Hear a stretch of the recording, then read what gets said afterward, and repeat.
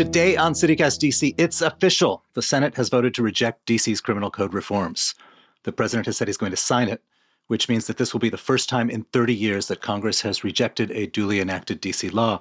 This is something that's legal under the city's home rule statute, but it feels deeply, deeply humiliating to locals who believe in self-government. I'm here with NBC reporter Mark Segraves to talk about how we got here and what it means in the fight for statehood.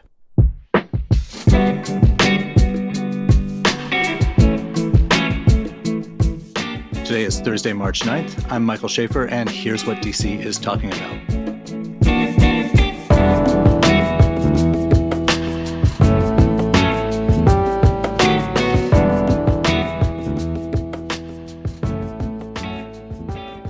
Mark Segraves, thanks for joining us. Thanks for having me, Michael. Joe Biden last week indicated that he would sign this historic congressional measure overturning the crime bill rewrite that was passed late last year by the DC Council. Why is this measure controversial? Well, the criminal code is controversial for a number of reasons. And one is messaging. You know, Chairman Mendelson said it the other day to reporters, the DC Council lost control of the messaging on this. And those people like you and I who cover politics all the time, this is a constant problem for people. They may be right, but perception is reality and the message got out of control. And the message that became the narrative of this criminal code is that it was soft on crime, that it lowered penalties for a lot of really bad crimes like carjacking, which is so, on top of everybody's mind. I mean, my mind. I drive around DC. I'm born and raised in DC. I've been to the worst places in DC for murders and riots and everything. And it's only been in the past year that I keep my head on a swivel, that I'm constantly myself concerned about carjacking. So everybody's concerned about it. So when the narrative becomes this lowers the penalty for carjacking, people became outraged at this. And Mayor Bowser picked up on that. And that was one of the things that she pointed to was the lowering of penalties. The reality of that narrative is that it's not really, in some cases, lowering the penalties. DC law is 106 years old, this criminal code. Right. And some of the penalties don't have varying degrees for crimes, right? It's like a one-size-fits-all crime. What they did with this is they made first degree, second degree, third degree, which just brings it up to speed, up to par with other states. And while the penalties for, say, carjacking were very high, the penalties that were being implemented by judges were not that high. I think it was 40 years was the high, 15 was the average sentence given, and the criminal code actually goes above that 15, but not up to 40. So that's how they lost control of the message there. There were a couple of other things in it. One, it expanded the Second Look Act, which is current DC law, that says if you committed a crime, murder, before you're 18 years old and you serve 15 years of your sentence, even if you were sentenced to life. And I spoke to a guy in DC jail yesterday who's serving life for murder that he committed when he was 18 years old, and he is a candidate for this. You can get released. Well, in the criminal code, it would expand that to all ages, could get a second look at their sentencing. And it also made more misdemeanor crimes eligible for jury trials. So those were the big things, the big line items that really drew concern. But it was this narrative of lowering penalties for violent crimes that caught national attention. So this is a thing we've covered in the podcast before. This was an enormous, enormous bill, and it had been going on and been under works for years. And DC's code, as you say, it's 106 years old. It had things about like stickball in the alleys and stuff. Right. It was, it had a bunch of stuff that needed to be updated. Bowser, who vetoed it, who opposed it, said even she was on board with like 95% of it. What was the argument for the other 5%, the part that appeared to lower some penalties for terrible crimes? What was the argument for that? Right. So those who supported that, like Charles Allen, who was really the council member who headed Judiciary, who was really spearheaded this effort, said that look, a couple of things. Higher penalties don't necessarily equate to lowering the crime in the city, right? I mean, there's studies that show that higher penalties aren't a deterrent. When I interviewed this guy who, again, convicted murderer, has been in jail for 30 years, when I asked him about it, he said, most criminals don't ever think they're going to get caught. They don't think about the penalty before they do something. Now, others would say, look, if we get that guy off the street, it may not deter anyone else, but it's going to keep him off the street. And because what we see are people reoffending over and over and over. People, the typical person who is either involved, either as a victim or someone who has committed a murder in Washington, D.C., has been arrested 10 times prior. So their line, the proponents of adjusting some of these sentences was, listen, the judges never assign the full sentences anyway. Right. The mayor's point was, yeah, but if you reduce the sentences, they will also reduce what they wind up assigning. And it sends a wrong message. She was also concerned about the optics. And so, those were the two fights. And Mayor Bowser used the words, it will make our city less safe, right? And Chairman Mendelson, at that time, he called her on it. He says, you know what? You say that, and you were going to feed the flames on Capitol Hill. I'm paraphrasing now, but he said, you were going to give comfort to the people on Capitol Hill who may want to come after this. And sure enough, just about every Republican and every Democrat, including the President of the United States, quoted Mayor Bowser. When they went against this, they pointed to Mayor Bowser and said, look, if the mayor's against it, then there can't be anything wrong. And she's a diehard Democrat, liberal, big city mayor. If she's against this, then it's okay for other Democrats to be against it. Although in the D.C. context, she's rather a moderate compared to a lot of members of the council. Compared to the council, you're absolutely right, Mike. I mean, yeah, we have a very liberal council.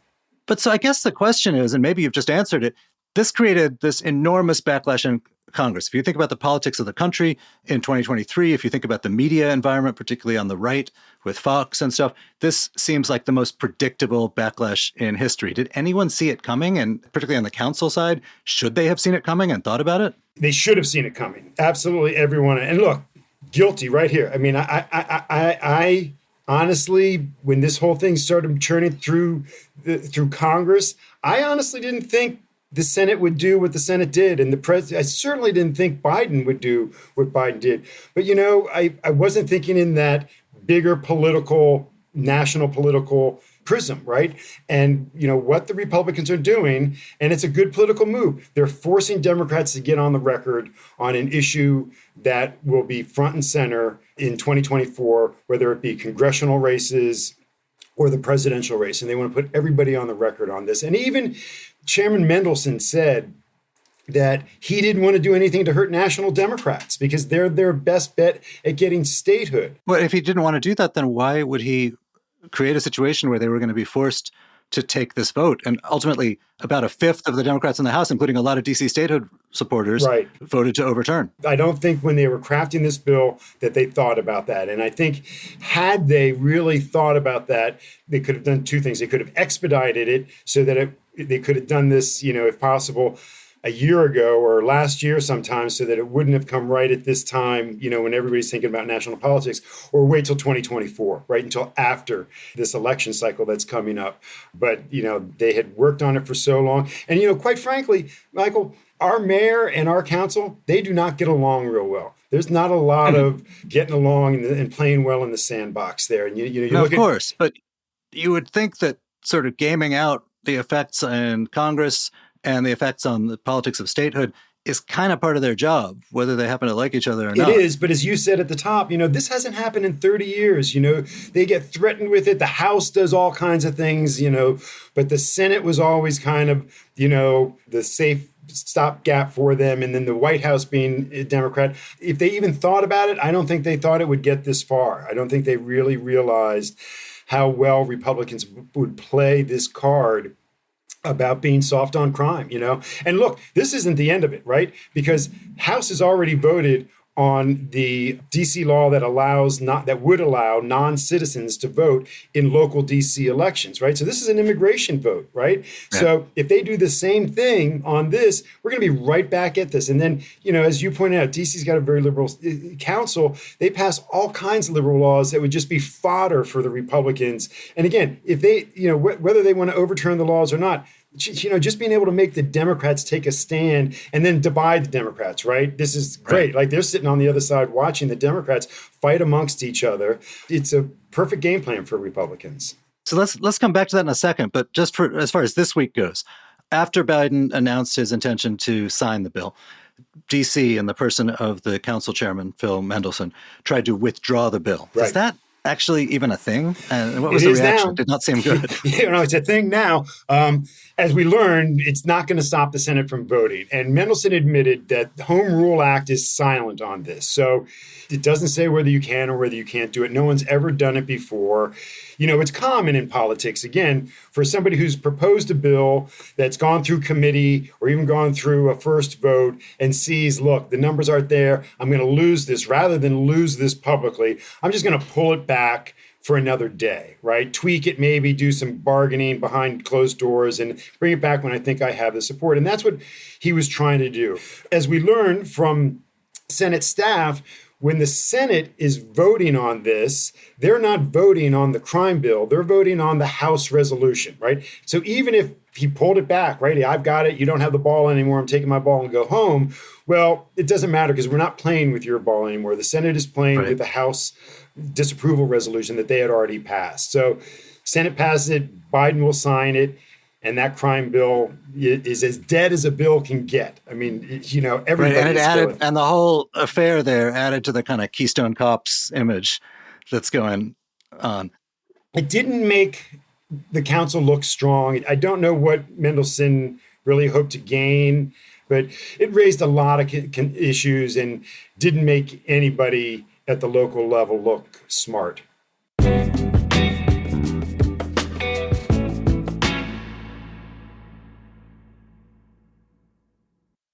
So obviously, one of the main arguments here, the argument that the mayor who opposed this bill had used, is that whatever you think about this bill, whatever federal politicians think about this bill, DC voted for these council members. They passed the bill. It's a matter of rights for Americans to be able to rule their own affairs and see how their tax dollars are being spent.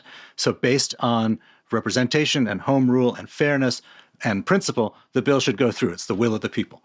But that aside, I was struck in my own conversations by how completely unprepared the proponents of this bill appeared to be when it came to defending the bill on the merits. And my sort of theory here, and I'm curious what you think, is that like 20 or 30 years ago, when the local media was bigger, when there were a lot more of you, when the audience had a more political variety in it, the proponents of this bill, the authors of this bill in the city, would have spent the last 3-4 months fending off lots and lots of very aggressive questions from reporters, and they would kind of have been in better shape. They would have been like boxers who had some good training when it came time to defend the bill on its merits before Congress. Yeah. Do you think there's anything to that? Michael, there's so much that you just threw out there that, one, the size of the press corps, right? When I am like one of the two most senior DC Metro Beat reporters, that's a problem, right? I mean, you're like 17 years old, right? I'm right. I mean, I know I'm a kind of old guy, but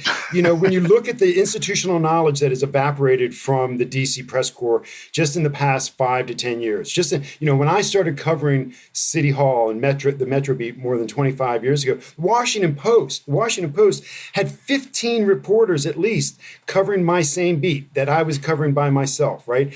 And now it's like 1 or 2 reporters in the Washington Post. Washington Post, their Metro section, it's transient. Nobody stays there very long. You don't have a lot of institutional knowledge. And I'll just throw out a name right here. I've never missed Mark Plotkin more than I have in the past couple of weeks. For those who don't know, the late Mark Plotkin was a political analyst, and he would be storming the castle right now if he saw what Democrats were doing to DC and home rule.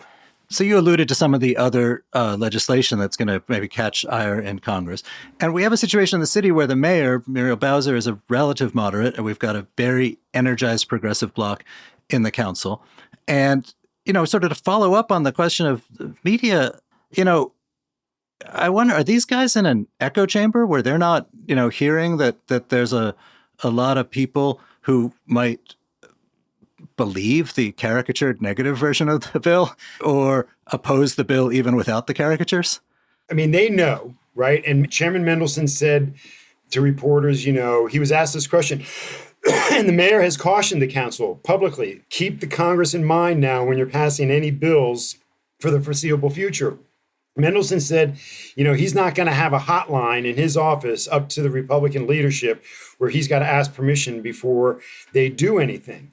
That said, we could see this over and over again whether it be with the immigration legislation, the non-voting citizen legislation that could be before the Senate, whether we see it on transgender protections or and anything that might come up.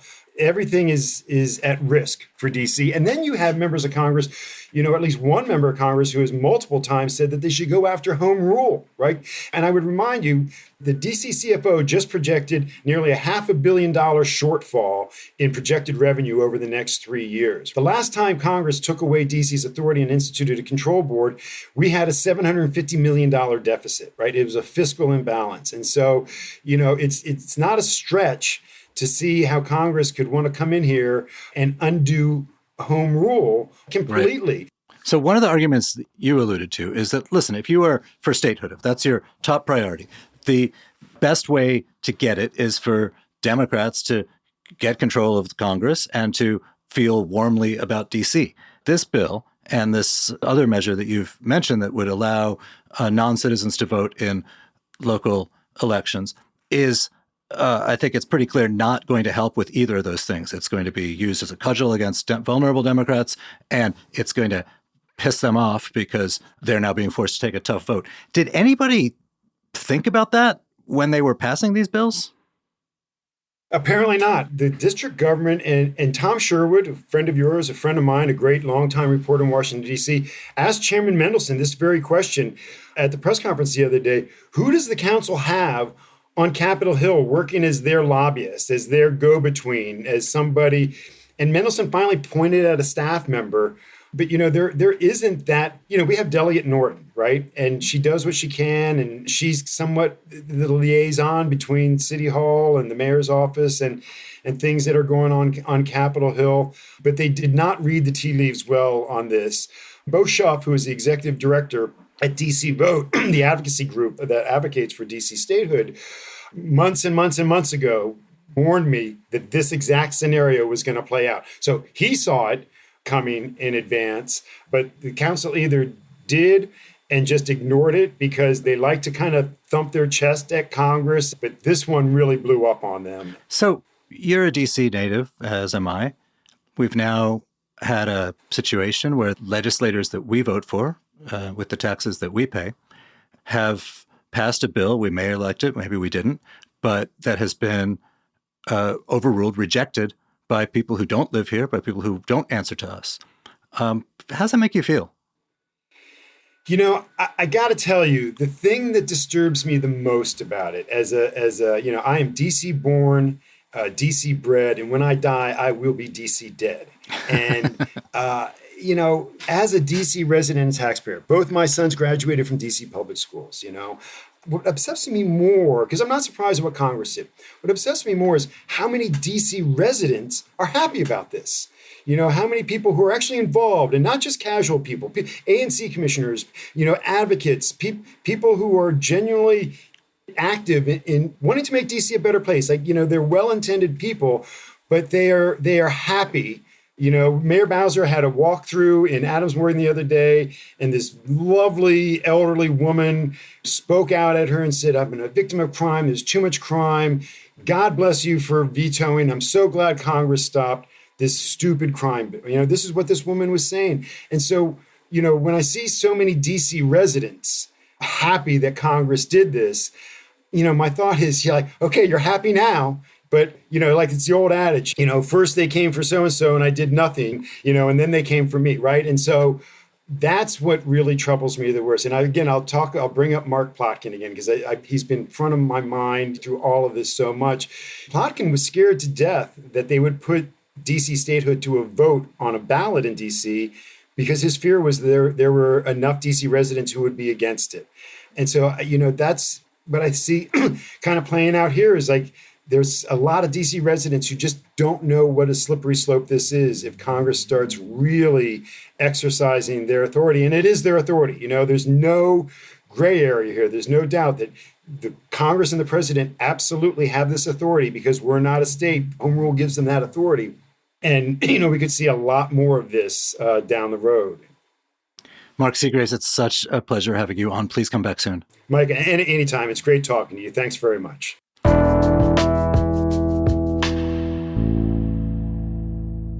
And now for some quick news, here's audio producer Julia Caron. A federal grand jury has charged a D.C. police sergeant with second-degree murder for shooting and killing 27-year-old Antoine Gilmore in 2021. Case is really controversial because Sergeant Envis Javrik was on duty at the time and Gilmore did have a loaded gun on him. But when the officers approached him, he was asleep in his car, and Javrik shot at him when he woke up and drove away. Javrik is also charged with violating Gilmore's civil rights. Meanwhile, Union Kitchens workers are suing their employer over alleged wage theft. The union that represents the workers says Union Kitchen withheld tips from their paychecks, and they're seeking to collect the unpaid wages and triple that amount in damages, court costs, and other related fees. Union Kitchen has faced several lawsuits from employees over the last year, including one related to union busting. And in some good food news, Michelin added 8 new DC restaurants to their guide. Woohoo! They haven't revealed whether the restaurants will receive stars or bib gourmands, but I'm pretty psyched about this regardless. The new spots span from casual taco joint La Tejana to the upscale seafood newcomer Bar Sparrow. The DMV currently has 24 Michelin-starred restaurants. And for today's DC tip of the day, it's from Mark Seagraves. He recommends checking out the view from the clock tower in the old post office building, which, if you listened to yesterday's episode, and you did, right? You should now be calling it the Nancy Hanks Center. It's open, it's free, it's the second highest view of DC, and it's normally empty, so you get it all to yourself. If you go, let us know. You can leave us a voicemail at 202-642-2654.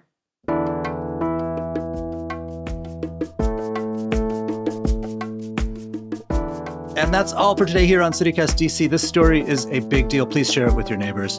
We will be back tomorrow morning with more news from around the city. Bye.